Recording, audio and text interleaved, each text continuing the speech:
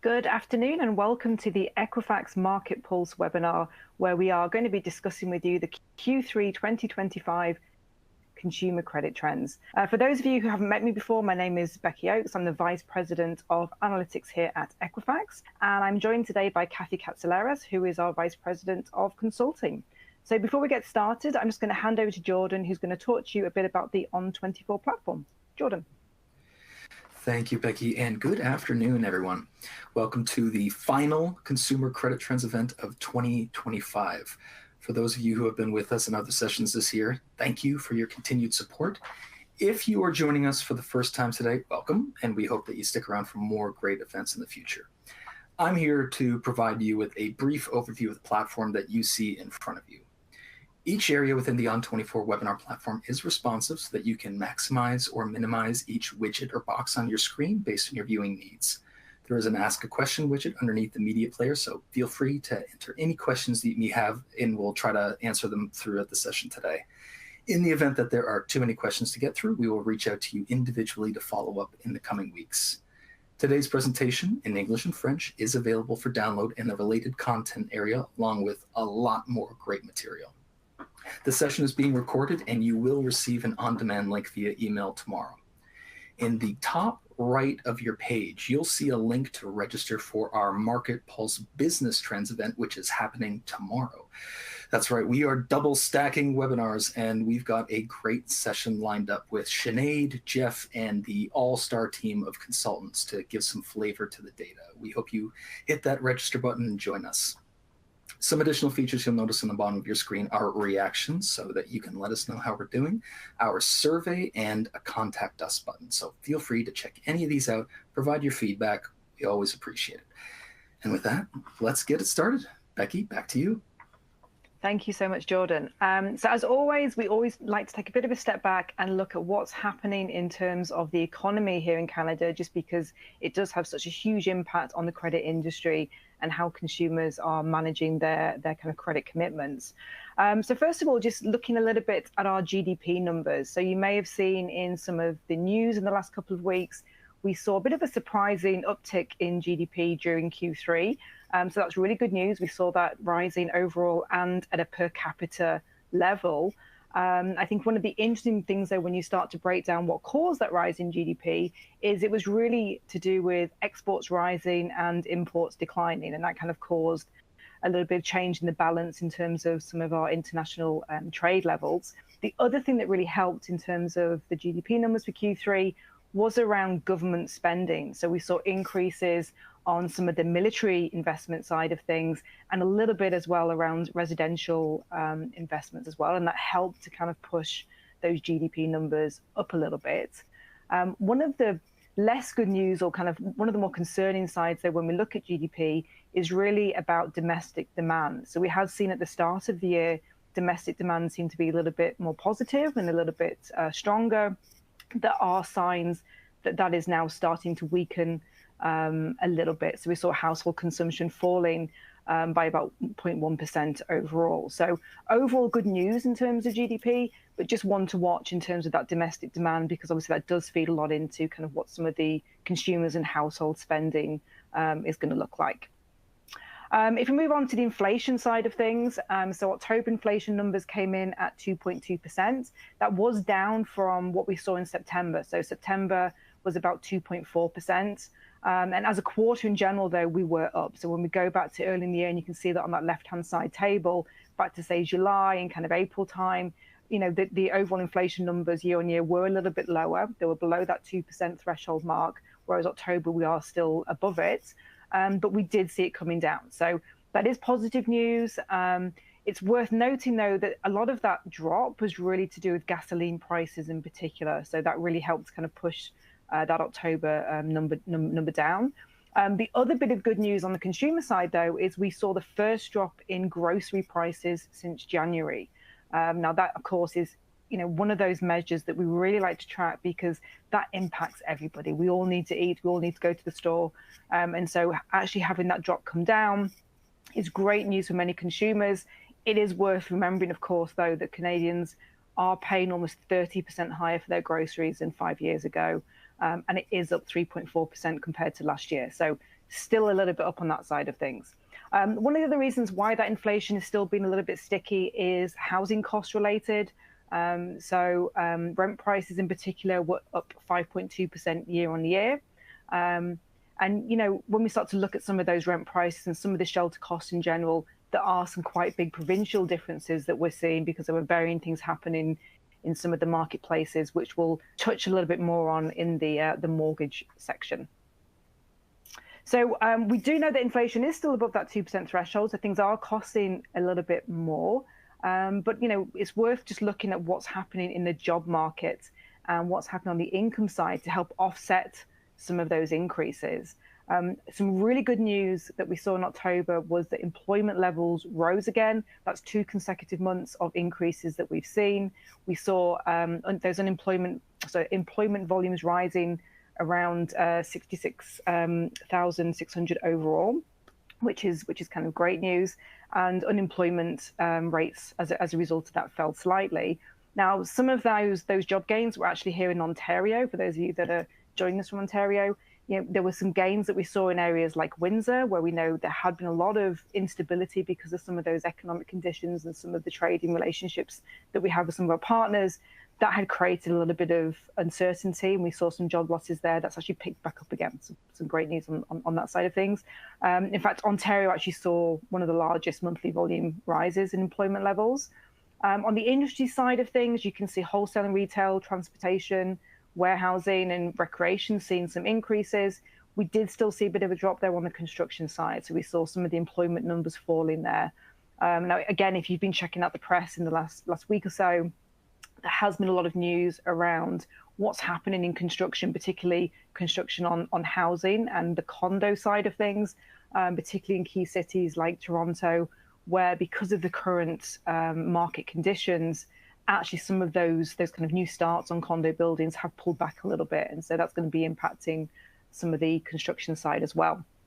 In terms of the income side of things, though, which is really what we need to look at to kind of see how that's helping to offset some of those inflationary rises on some of those critical things like groceries, we did see average hourly wages up around 3.5% year on year. So that kind of puts it in line, similar to kind of what we've seen in terms of movement on the grocery side in terms of costs going up. But of course, the thing to remember with average incomes is that's not even across all consumer groups. So if we look at some of the numbers from Statistics Canada around things like average net savings by income quintiles, so kind of looking at who's saving what and where, those bottom 2 quintiles, so the lower income consumers, we're still seeing a worsening position in terms of net savings for those lower income consumers. So yes, average incomes are up year on year, which is great news, and at a similar level to some of those kind of core measures in terms of the inflation side. But unfortunately, their savings position is still a bit of a challenge. So again, just digging a little bit further on that labour market side of things, one of the things that we have been talking about the last 2 quarters and has been a real concern for us is around unemployment for younger consumers. We've been seeing that rising. In September, it actually reached a 15-year high for unemployment levels for kind of that kind of younger age range, particularly the under 25 group. We did see unemployment dropping in October for those younger consumers, which is some really great news. In fact, it's the first drop we've seen for them since around February time. However, if you look on that kind of right-hand table, yes, it's down 0.6% month on month. It's still up 1.2%. And do remember, this is a 15-year high that we had seen last month. So, unemployment has come down a little bit for that group, but there still is some potential financial stress that might be coming into that group because of that kind of lack of employment over the last year or so. Now, it's worth noting that younger consumer group, it's not just here in Canada, where actually we're hearing a lot about unemployment levels. That is something globally. We're hearing a lot of different countries, entry positions and things like that. Some of those numbers are really reducing for younger individuals. So that is something to think about as we kind of move forward into 2026. Just touching on the population side, and probably not really a surprise given some of the changes to the immigration policy that we've had this year. Our actual growth population-wise is quite low. It's far lower than it has been in recent years. We've also started to see a little bit of a pullback in interprovincial migration. So that's something we've talked about again for a few quarters. Now, where consumers are moving across Canada between the provinces, it was lower in terms of that movement compared to 2024. But we are still seeing some quite big shifts, in particular with Alberta. We're seeing population growth still from that interprovincial migration, people moving to Alberta, and we've seen a decline in terms of Ontario. So when we look at that kind of net position of people entering Ontario, people leaving, it is in decline for Ontario. Now, this is particularly prominent for younger consumers. So when we start to look at who's entering Ontario that are under 25 years of age, we actually saw about 20% of people entering are that younger age group. That compares to a little bit over 22% just 3 years ago. And if you look at the reverse, who's leaving Ontario, 27% of people leaving are under 25 compared to just 21% in 2022. So what that means is there are fewer younger people deciding to come to Ontario, and there are more younger people leaving Ontario when we look at kind of some of that movement across Canada. Now, cost of living, employment levels, that's all going to be playing quite a key role in why we are seeing that shift happening. So yes, we know that the population has been a little bit more stable, and some of that is linked to immigration. What is worth noting, and this probably links a little bit to some of the credit side and credit strategy as well, is that, you know, the permanent residency side of immigration, that's actually pretty stable. Where we've really seen the drop off is more on the temporary immigration side. So, you know, yes, we've had that kind of pullback a little bit in terms of some of the immigration policy, but from a credit growth opportunity side of things, there still are a good number of permanent residents entering the country that will be looking to kind of settle and have access to credit. So there is still growth opportunities next year linked to immigration. It's just, you know, more the temporary side where we've kind of seen that drop off really happening. Okay, so that's just high level what's happening more on the kind of economy side of things. But let's talk a little bit around what that's really meaning and how that's kind of impacting the credit market as a whole. And there's really three key themes that we're kind of talking about for Q3. The first one is around missed payments. If you joined us last quarter, we were starting to talk a little bit more about stabilization in missed payment levels when it comes to the credit side of things. So actually, we've seen a bit of flattening in certain areas. I mean, there were still pockets of consumers where we're seeing stress come through, but it definitely had flattened out a little bit. Unfortunately for Q3, we are now seeing a bit of a pickup again in missed payments. So we'll talk a little bit about where that's coming in and what might be causing that. On the younger consumer side of things, as we kind of go into the holiday period, we're talking a little bit about what they're doing with their credit card spend. Actually, they've pulled back a little bit for younger consumers, so we'll dig a little bit into that. And then there are some kind of geographies, some certain provinces, and indeed some of the big cities within those provinces where, in particular, we're seeing a bit more credit usage and some missed payments coming through. So we'll dig into that piece as well. But for Q3, total consumer debt reached $2.62 trillion. That was up around 3.4% year on year. Now, if we break that down into the mortgage debt versus non-mortgage debt, mortgage debt was up around 2.8%. And actually, that was up around 1.7% compared to last quarter. So, you know, that is a little bit higher than we typically would expect movement-wise for mortgages in Q3, which does kind of show that there was a little bit of a pickup in the mortgage market starting to happen. But still, you know, it is kind of lower than what we've seen in some of the recent years in terms of growth for mortgages. On the non-mortgage side, that was actually up over 5%. And that non-mortgage debt increase, it's really been driven primarily by the auto loan side of things. And we'll kind of talk a bit more around where some of that's coming from and why. There's a little bit in terms of some of the lines of credit and HELOCs. We've seen a bit more movement than we typically would expect at this time of year as well. On the right-hand side, though, you can see a bit of a chart that shows those consumers that have a mortgage and those consumers that don't have a mortgage and how their kind of non-mortgage debt growth is changing year on year. It is still kind of rising, but it has flattened off a little bit. So we saw a lot more growth as we've kind of hit some of those higher interest rates and a little bit more stress starting to emerge. We had seen that kind of growing. That has started to level off a little bit, but it is still moving on a year-by-year basis. So that's overall debt levels. When we start to look at that at a consumer level, so start to break that down into what's happening non-mortgage wise as an average balance per consumer, we're seeing that sit at around $22,300 at the end of Q3, and that's up around $511 compared to 12 months ago. So consumers are carrying more debt or more non-mortgage debt as we kind of go into the holiday period. There are quite a lot of provincial differences, though, that you can see. If you look at that left-hand table, there's some key provinces that we've kind of pulled out there, like Ontario and BC and Alberta, and we do see that average level varying a little bit province to province. Now, some of that is to do with the mix of credit that's been used by consumers.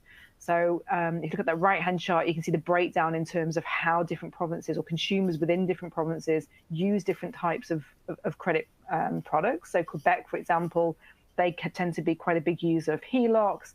When you look at Ontario, that tends to be a little bit higher than some of the other provinces on the card side of things. For Alberta, they tend to like using personal loans. So some of that average debt level, it's kind of to do with a little bit of mix and kind of how consumers are using it. And then some of it is linked, though, to what's really happening within some of those provinces and how that's changing over time. So on the Ontario side, for example, or BC, you know, Vancouver and Toronto, when we look at those cities in particular, they've actually had some quite large non-mortgage debt per consumer rises in the last 12 months. In fact, some of the highest we've seen across Canada. And that's probably going to be linked back to higher cost of living, higher shelter costs, higher housing costs, and really just meaning that there are certain groups of consumers perhaps that need a little bit more access to credit at the moment. So that's kind of average debt levels. If we move into those missed payments level side of things, so I talked a little bit earlier about what's happening with missed payments and the stabilization in Q2, but a bit of an uptick in Q3. We actually saw 1.45 million consumers missing some type of credit payment in the third quarter, and that was up 46,000 compared to Q2. So that's where that increase I mentioned is kind of coming from. When we look back at some of the kind of individual product side of things, generally speaking, we are seeing, you know, across the board, you know, most of those are up compared to 12 months ago. The only real exception to that really is kind of we have the auto numbers have dropped a little bit, and some of that's to do with some of the growth. That right-hand chart gives a bit of an example of the mortgage versus non-mortgage side of things. When we look at a consumer level missed payments, what's happening there. And we talked a lot about this last quarter and that the widening of that gap between consumers that have a mortgage and those that don't have a mortgage, kind of how their delinquency levels are changing. And we still see that continual separation of those two things, which is really just highlighting there are certain groups of consumers, you know, perhaps faring a little bit better right now than others. And you can see that as an example split with the mortgage side of things. If we dig a little bit deeper and look at some of the other pockets of stress across the population, we are unfortunately still seeing younger consumers, particularly those under the age of 36, being impacted. That 90 plus delinquency level on that group was actually up around 19.7% compared to 12 months ago. And it's up around 1.1% in the last quarter. So we are still seeing that younger consumer group rising in terms of missed payments. The good news a little bit for that group is that that quarterly increase was a little bit lower than what we saw last quarter. So maybe some of the improvements we're starting to see on the employment side is feeding through a little bit and helping to improve that position. On the flip side of that, we've actually seen some of those slightly older consumers seen a bit more of a rise in missed payments, and you can see that on that left-hand side.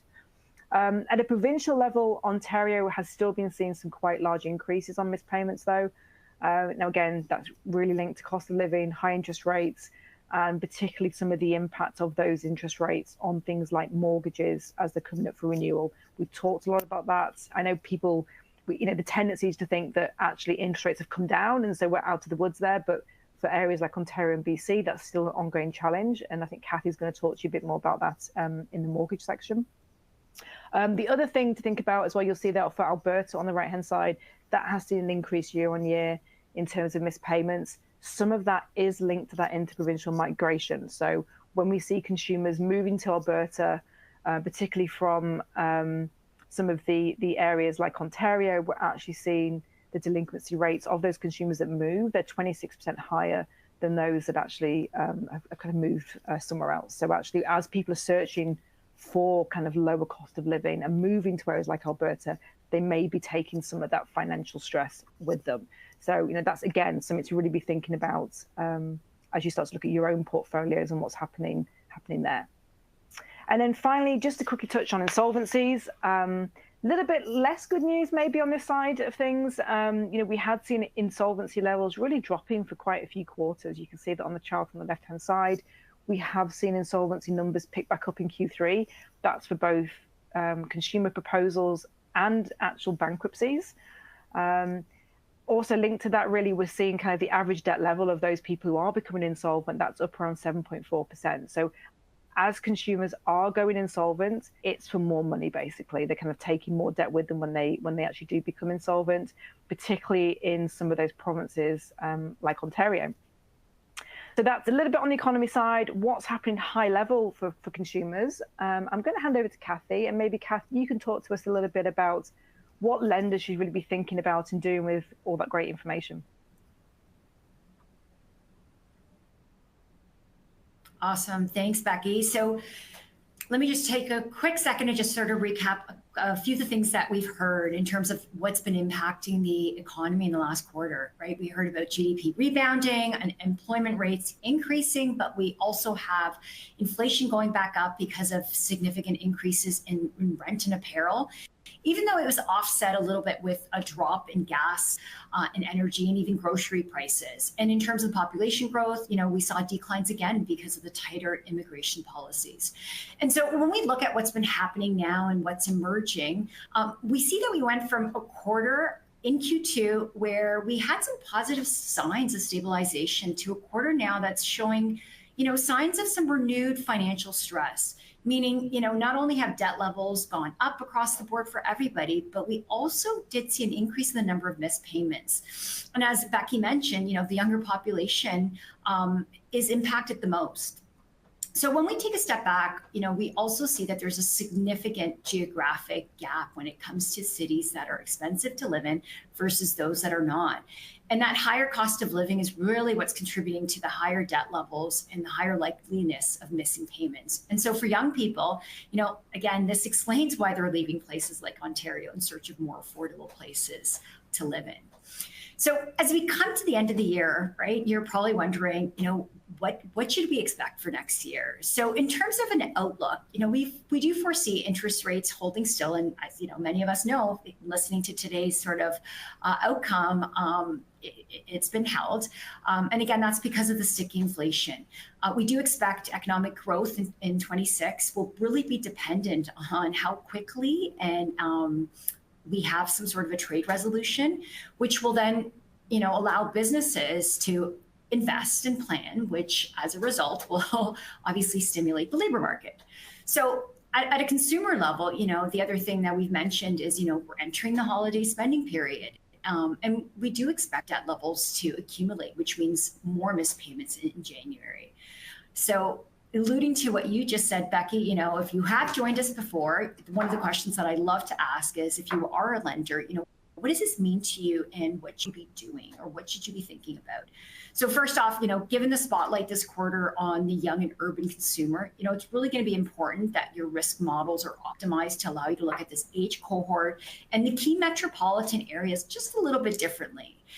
There's a higher risk, and you need to ensure that you're looking to understand their cash flow situation, their debt levels, and the likeliness that, whether or not they're going to miss a payment. And as a lender, usually, you default to using scores that are 90-day plus delinquent. But in this case, it's important that you're looking at scores that are built to look at pre-delinquency in a shorter performance window.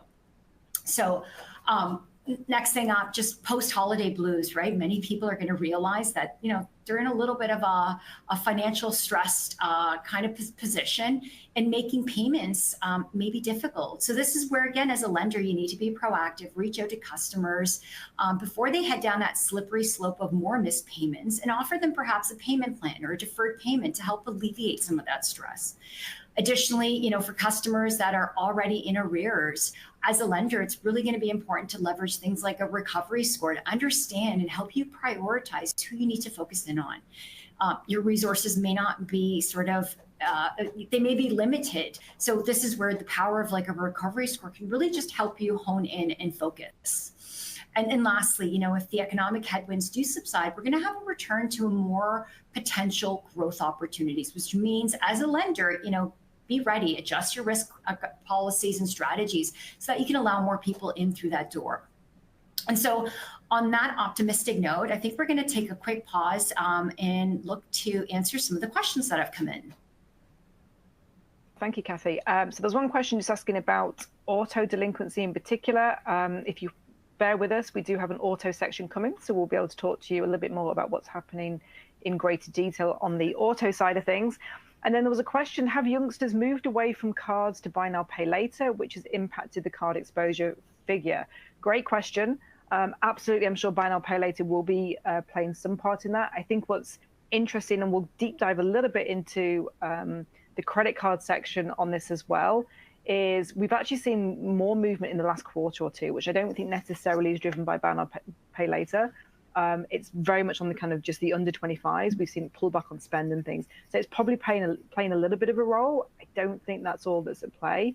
But hopefully as we go through some of the numbers, we can kind of take a deeper look into that. So Kathy, I think that's enough questions for right now. Maybe if you can take a look at mortgages for us in more detail. Yeah, so moving right into mortgages then, at a very high level, we have essentially a mortgage market that has showed some signs of improvement. It's been a year where obviously affordability has improved because of the lower interest rates. Demand has slowly come back, and we've seen prices stabilize in some regions. And across the board, we've obviously had a large number of renewals. So all of this has driven some of the figures that you see here on the slide, where we see originations, they rose by close to about 16% year over year. And that there's a clear connection to first-time home buyers, and I'll get into that in a little bit more detail, given the fact that they're entering the market, given that prices have been dropping in specific regions, as well as just the renewals as well. And with regards to the renewals, we've also had some payment shocks, right? In regions like Ontario and BC, where they have been significant. And that's where a lot of this delinquency that, again, we're seeing here on the slide year over year has really sort of increased because of that. So having said that, before we actually get into more of the details on the mortgage, I just want to take a quick second to just look at the housing market itself. So if you look at the chart on the left-hand side, we see that the overall prices have come down a bit year over year, but there's still a lot of variation happening at the provincial level. We see that the biggest drops in house prices really have been in Ontario and just a little bit in BC. But on the flip side, we see that Quebec has actually seen a rise in house prices, and Alberta too, because of that spike in demand related to that interprovincial migration, which has been occurring the last couple of years. And what we've also noticed is that previous hot housing markets, they're cooling at a faster rate, whereas some other provinces are really starting to see home sales pick back up again. Now, if we look at the chart on the right-hand side, it shows the ratio of sales to new listings. And we see that in 25, it reached its highest, it peaked in Q3. Again, it's supporting the signs that, we've got a little bit of recovery in the housing market. But again, this is going to be in some provinces, whereas, the Ontario market, it's still a little bit more challenging, especially, we heard Becky mention this, in the condo market where projects are being put on hold due to the lack of demand, not to mention the higher construction costs as well.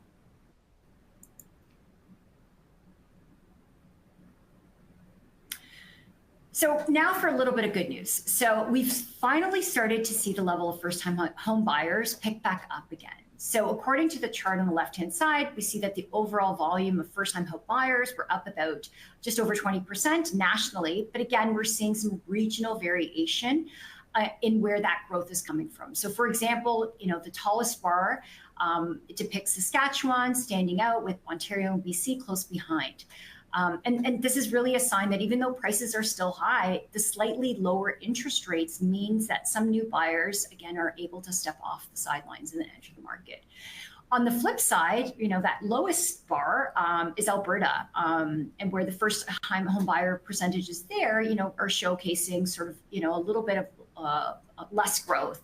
And again, that can be tied back to sort of the rise in population in that area that are pushing the house prices back up. So in terms of the average loan amount, we do see that the first-time home buyers, it was up just over 25,000 compared to 12 months ago, which is the highest level since Q1 of 2022.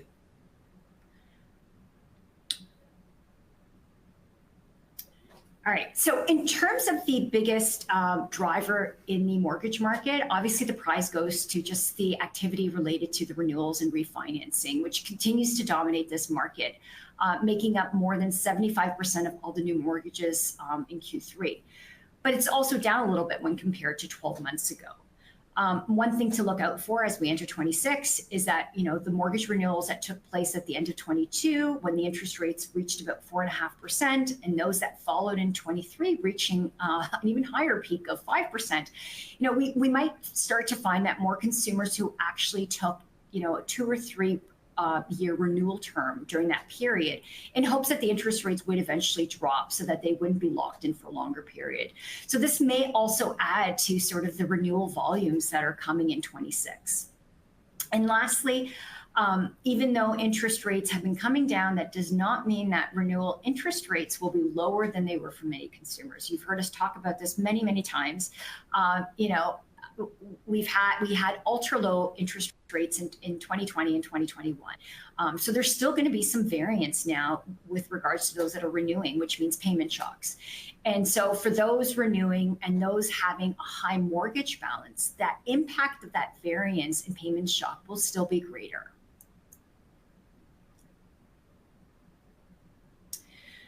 So when it comes to what provinces have the highest mortgage balance, the top spot still goes to Ontario and BC. And that again is because the cost of living being higher, which means the cost of housing is also higher. So strong correlation there. So when we have a higher mortgage payment amount to make, or you factor in a renewal with a higher interest rate, again, payment shocks. So it's not surprising that we're starting to see these challenges in these provinces when it comes to missing payments and delinquency. So as a result, what's driving the national mortgage delinquency rate up is really sort of, again, these expensive provinces with the renewals that are contributing. But if we do remove sort of Ontario and BC from the mix, we actually see that the missed payment rate is actually coming down on mortgages, which really further highlights that there is, more financial stress happening in Ontario, BC, and BC versus elsewhere.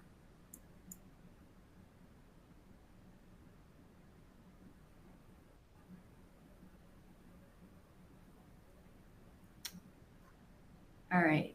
So just going a little bit deeper now, when we break down the delinquencies by mortgage vintage, we start to see a little bit of a clearer pattern coming through. So first, with the chart on the left-hand side, we see that the high-value mortgages are really the main culprit, again, in Ontario and BC. BC has over 9% of all mortgages with a balance greater than $800,000, and for Ontario, that is more than 7%. Versus the national average, where if we exclude Ontario and BC, it's less than 1%. So similarly, more than 25% of all mortgages in Ontario and BC are over 500,000. So again, nationally excluding these, it's less than 6%, which means they have a far greater share of these. So keeping in mind that the average loans are nearly 20% higher in Ontario and BC compared to the national average, this means this gap translates into bigger payment burdens and hence higher missed payments. So just quickly looking to the chart on the right-hand side now, we see a striking reversal. Before the pandemic, we had Ontario and BC lower delinquency rates than the national average, but now after 2020, it's really flipped to being worse. And so to sum it up, higher value loans plus higher interest rates equals a higher financial stress. And this is playing out for most of the provinces that stretched the furthest during the boom years.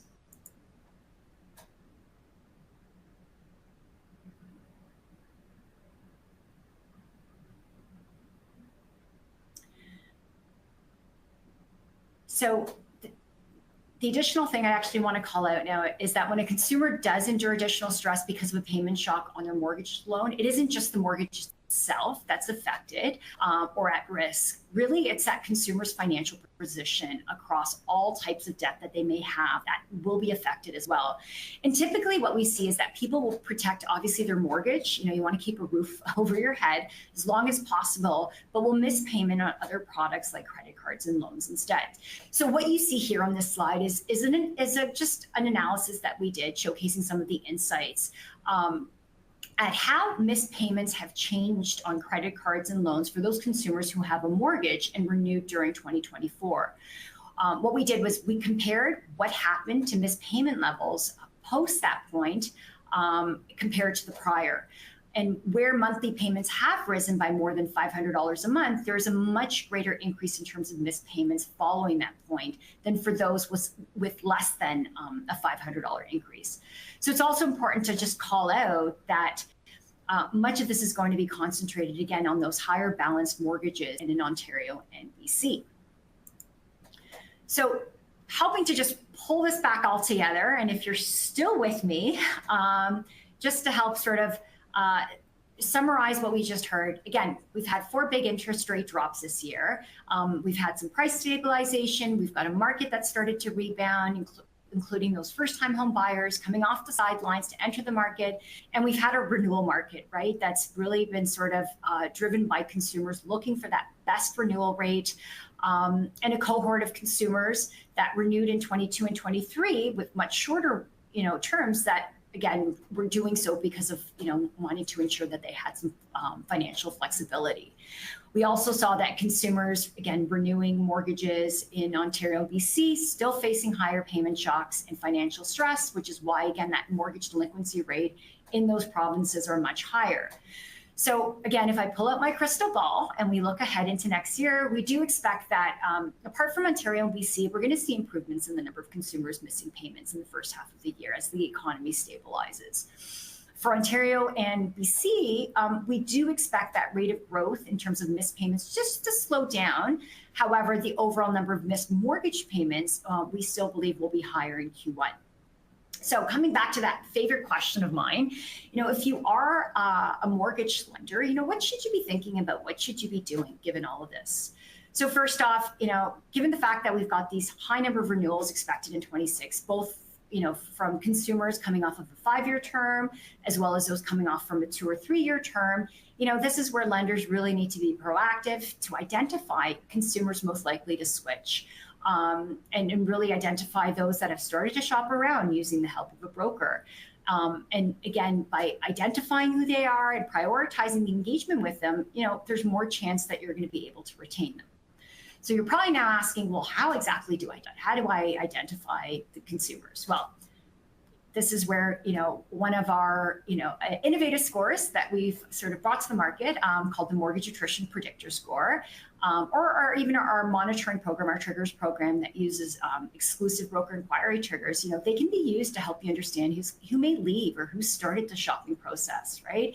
The goal here is carve out this pocket of customers so that you can funnel them right into your retention strategy and treat these segments differently. So again, you're able to retain them.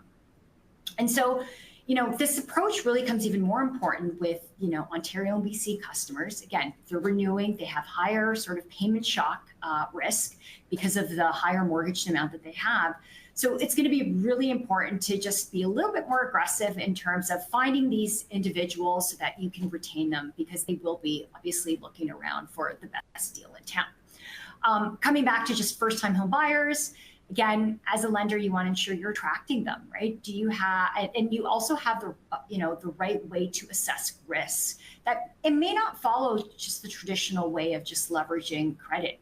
You may want to look at alternative data like rental data, utility data, cash flow indicators, or if they've come from a different country, can you access their global consumer credit file from their home country, right? So understanding the consumer's profile using both traditional, non-traditional data, it's going to allow you to confidently make that approval and get them onto your mortgage book. So I feel like I've been talking for a while, so I am going to just shut the door on this mortgage topic. And I think it's time that we tap our way into some card talk. So Becky, back over to you.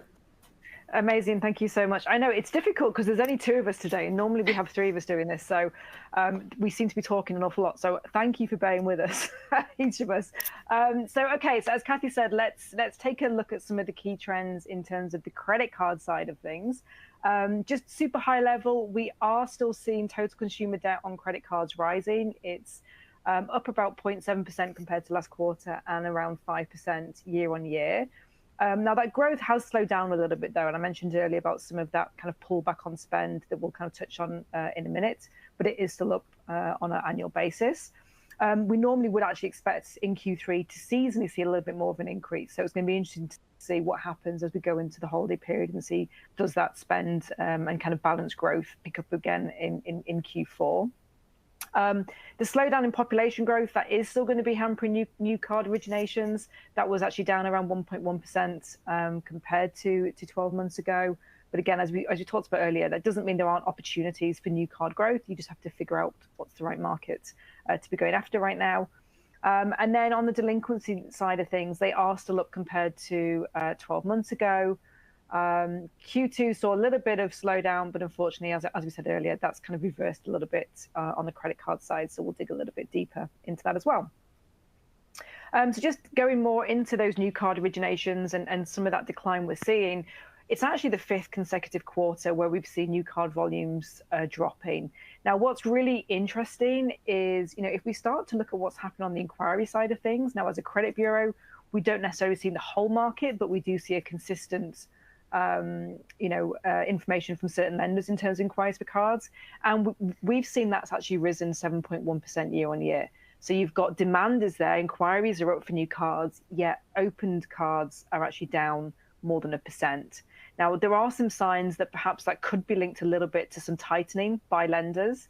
When we look at where the growth is happening on new cards, it's primarily for older consumers, which you can see on that left-hand chart, and we're seeing it more for higher scoring individuals as well. So, when you look at younger consumers and lower scoring, there tends to be negative growth in terms of new originations year on year. And then if we start to look at a little bit more, and actually interesting on that, I know there was a question came through around some commentary to do with lenders. Are they pulling back a little bit in some of what they're offering and some of maybe some decreases in credit limit decrease and things like that? That might be linked a little bit to this. There's been a lot of uncertainty, and when lenders perhaps are a little uncertain, they sometimes do make slight changes to their adjudication strategy. So this does suggest we have seen a little bit of tightening on there. In terms of the overall credit card balance distribution, that right-hand side, when we compare to kind of what's 12 months ago, when we look at transactors, this is kind of those people paying off their credit card balance in full. Actually, the proportion of balances or the balance amounts down a little bit. Where we're seeing more growth on the credit card side in terms of balance is really revolvers, people who don't pay it off in full. That's up 11%. And on the delinquent side of things, which is up around 18.7%. So a little bit of increase for new to credit or new to Canada, but really, the growth on the credit card side is kind of the revolving side, which again feeds into what we've seen around some of that financial stress side of things. When we look at the spend side, so what we do with our spend numbers, we try as best to back out inflation. What we don't want to do is talk to you about changes in average spend, and it's just because things cost more. So we do try and back out the inflation side to try and get a level playing field in terms of that left-hand chart.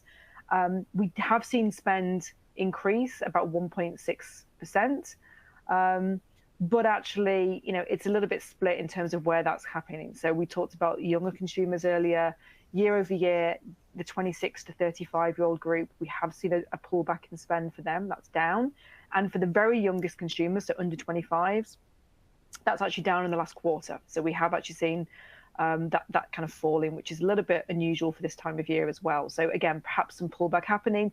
Could be a little bit linked to buy now, pay later. I know someone asked that question, but because it's really just in the last quarter, that makes us think it's more likely to be more of a general trend. Whereas those older consumers, those 46 plus, that is still increasing in terms of spend. That's up around $48 year on year for that age group. So spend is pulling upwards for some people. One of the key things we look though when we start to look at the cards, obviously, is the missed payment side of things. Provincially, Ontario and BC, we're still seeing some quite high movements, both quarterly and annually, when it comes to more severe delinquencies. So that's on 90 days or more missed payments. And here we have the balance metrics here. So this is a percentage of balances that have missed those payments. You can see Ontario's up a little bit over 17% year on year, and up 4.4% compared to Q2, whereas BC is up 15.3% and up 6% quarter on quarter. Now, again, we talked a bit about this earlier. Kathy mentioned it a little bit in the mortgage section. A lot of that is linked to growing financial stress. Some of those are those mortgage holders renewing that are payment shocks. They just have higher balances in terms of their mortgages, and so the shock is greater for them. And I know someone asked a question about in Quebec, that's gone up as well. Do you see that on Quebec as well? Yes, we do, just not to the same extent. So actually Quebec is one of the other provinces that's seen a little bit of increase on mortgage delinquencies, and you can see a little bit here on the credit card side as well, probably linked to payment shocks on mortgages, whereas other provinces, they're actually improving on the mortgage side. Again, from a credit card standpoint, though, other provinces are seeing missed payments rising on credit cards, just maybe a little bit lower than Ontario and BC. And then that right-hand side, we talked about this for a while, younger consumers, that's where we have seen more increases in terms of missed payment levels for that age range. But again, you can see it is kind of a little bit across the board compared to 12 months ago. Missed payments are just generally up on credit cards. So that's kind of the more severe delinquency side of things, a 90-day plus. That kind of really is quite a measure we look at when we're talking severe delinquency.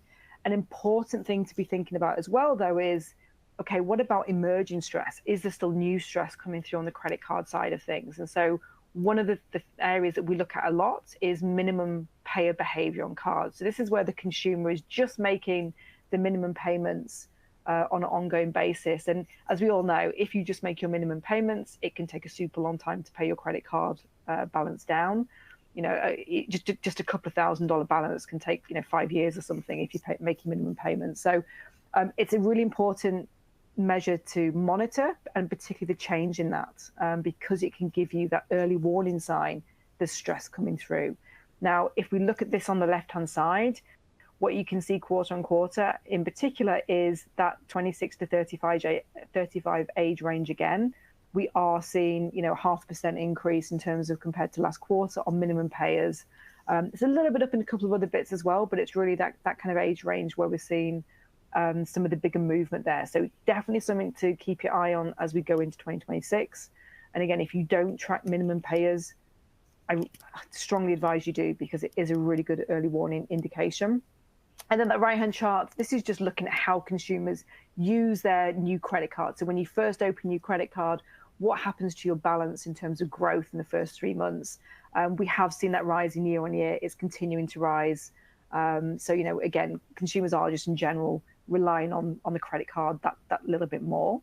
And of course, I can't leave the credit card section without talking a little bit about the holiday season, because I'm not sure about all of you, but we are kind of 10th of December, all getting into the kind of the festive feelings.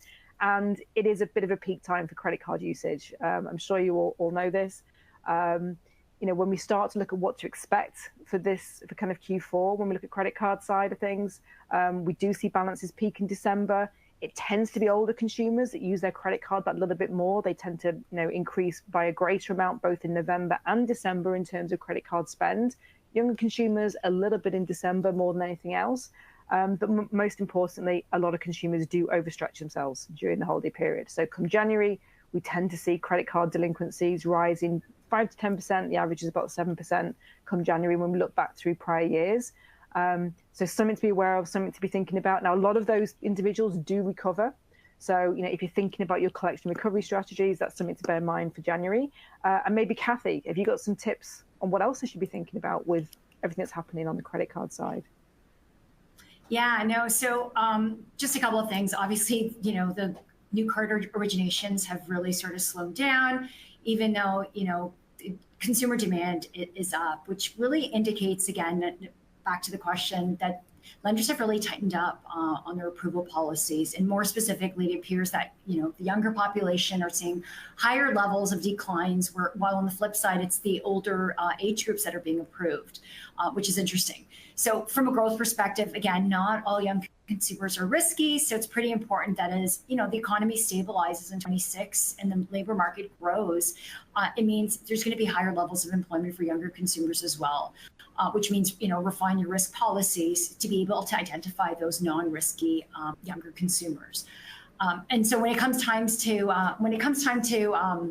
spend, again, we saw even the younger people were sort of pulling back, while those in the middle-aged cohort, as we heard you say, Becky, were really spending a little bit more.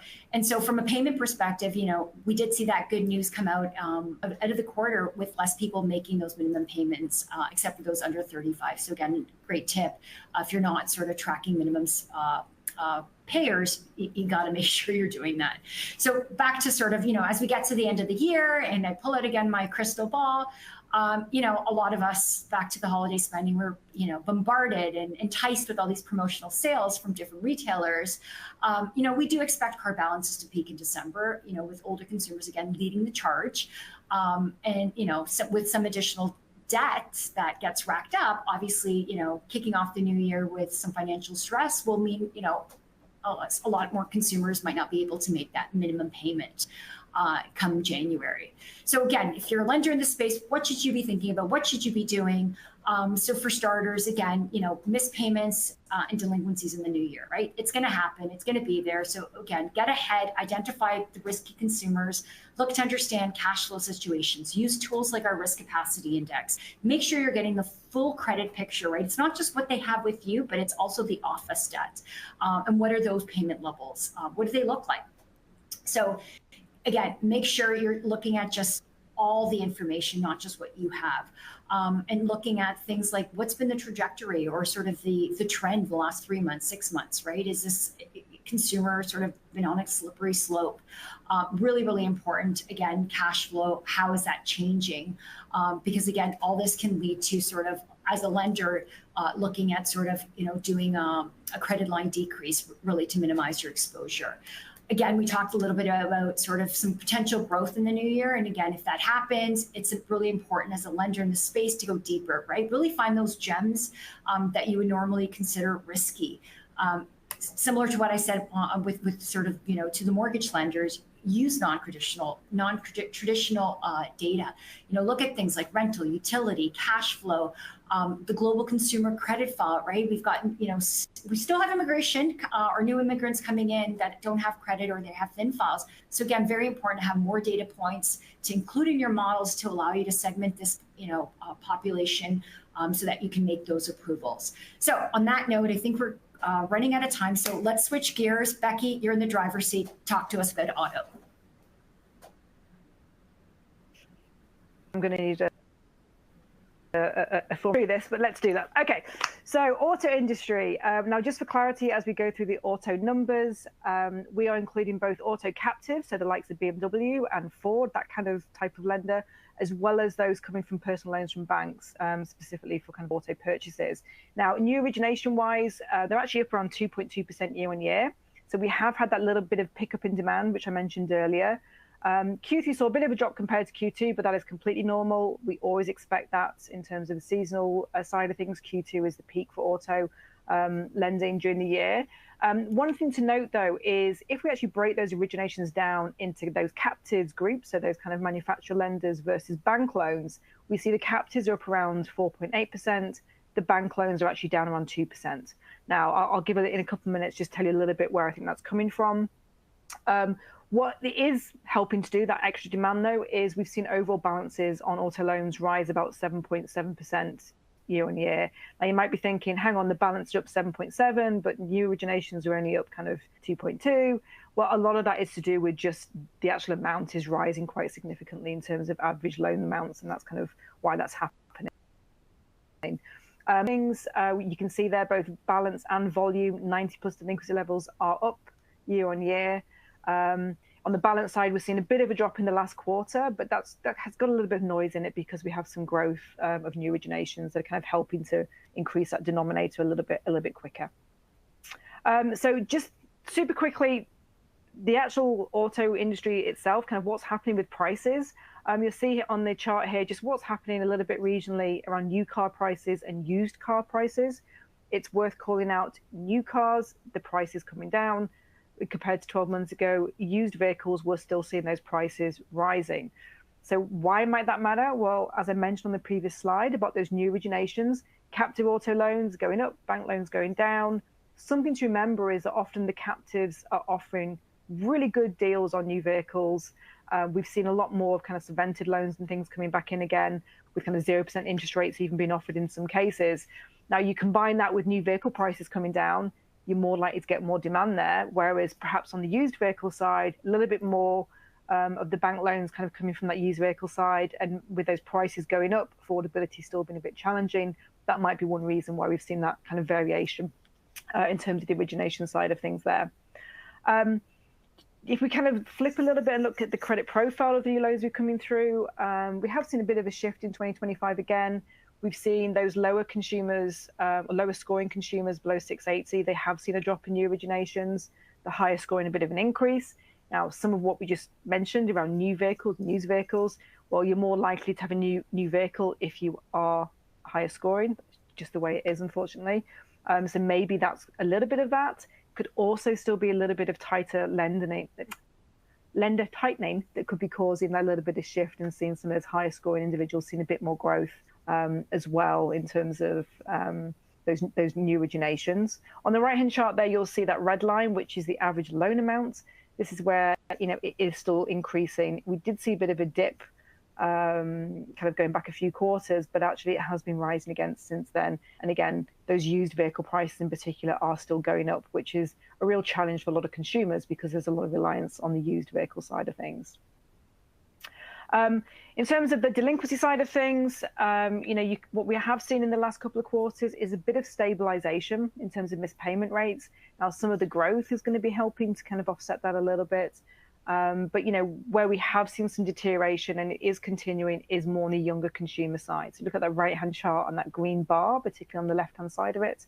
That chart, you'll see that it's risen quite a lot year on year for the younger consumer group. So again, that group has really been a concern all year. It still is a little bit of a concern and something to continue to watch as we go into 2026. In terms of some of the, how loans are originating and some of the breakdown of that, that left-hand side, this is kind of looking a little bit in terms of interest rates and how new car loans versus used, what's happening in terms of the interest rates on those loans. We have started to see a little bit of benefit now from those lower interest rates feeding through to the car industry. We are seeing it kind of come down again, particularly on the new car loan side of things. What that translates into when we look at the term of some of these loans for new vehicles, we have started finally to see some of those super long terms come down a little bit. That grey bar has dropped slightly for new vehicles. For used vehicles, though, we're still seeing it increase. Actually, the average term is up around 6 months compared to 12 months ago. And again, that's because those prices are still going up. And so the affordability, yes, interest rates are down, but affordability still isn't there. So more consumers are still choosing to go for longer loan periods, which is, can be a challenge down the line, when kind of your vehicle might lose a little bit of value. And then finally, just something to talk about. We haven't got much time left. There's actually a bit of a growing concern linked to what we call auto loan stacking. So this is where there are multiple auto loans being opened by one consumer in a relatively short period of time. It's not necessarily a bad thing, but what we are hearing from lenders and what we're starting to see with some of the analysis we've done is actually there likely is a growing emergence of fraud in this space. Our estimate for 2024 was around $455 million of losses could be linked to some kind of potential fraud and loan stacking behavior. So definitely want to be thinking about if you're in the auto industry. And Kathy, maybe you've got a little bit more to add on that before we close out today. Yeah, no. So Becky, just on the topic of synthetic identity fraud and auto loan stacking, obviously the industry is really worried as we head into the new year, and it's a trend that's going to continue to impact the industry. And one of the things that I just want to make sure that I mention is that as a result, Equifax, we've launched a new innovative solution called Loan Stacking Detect, and it is a score to help lenders really sort of leverage it with new auto loan applications, so that it can lead to to understand whether or not there's any sort of asset or credit risk loss that is linked to loan stacking. So we do have it up in the resource center. Feel free to download it. And then in terms of just something else that, again, as a lender, you should be thinking about, it's really about consumers really paying off loans, especially on vehicles where they bought really high, and now that the prices have come down, right, there's an increased risk of negative equity. So really important that, as a lender, you get ahead of understanding and paying close attention, which consumer might fall under that category, so that you can proactively reach out to them and offer them perhaps a new loan, new terms, just as a way to mitigate that sort of approach of versus allowing the consumer to just sort of default and just walk away from it. Last thing, again, consumers next year are obviously going to be sort of looking for best offer, best deals out there. It's really important to take a look at your pricing strategies. Are they optimized? You want to make sure that the first offer you present to the consumers, they accept it, right? So it's really important to look at things like sort of doing, what we like to call a lost sales analysis, right? Where you want to understand, did somebody walk away? Why wasn't your offer accepted? Which competition did they go to, right? Because that's going to allow you to really optimize your strategy so that you can win more. So I know we rushed through that, Becky. I'm just going to give it back to you to just take us really across the finish line. No, thank you so much. I know there were lots of questions. We had some on auto, and what we will try and do is we'll try and start with the auto deep dive next quarter, so that you can have some opportunity to kind of hear a little bit more about some of what's happening. Just as a recap, I know Jordan mentioned it at the start, we do have our business credit trends tomorrow. Great session that they've got planned for that. Super important for both consumer and the business side, because obviously, we talked about employment earlier. Really always good to know what's going on the small business side of things. So if you can make time to attend that, please do so. And apart from that, on behalf of myself and Kathy and all the team here at Equifax, thank you so much for joining us through a lot of our credit trends sessions this year. We're super excited to be able to join again next year, and we hope you all have a fantastic holiday period. And hopefully the snow is not too bad for you today, like it is for me. So have a great new year, and we'll hopefully see you in 2026.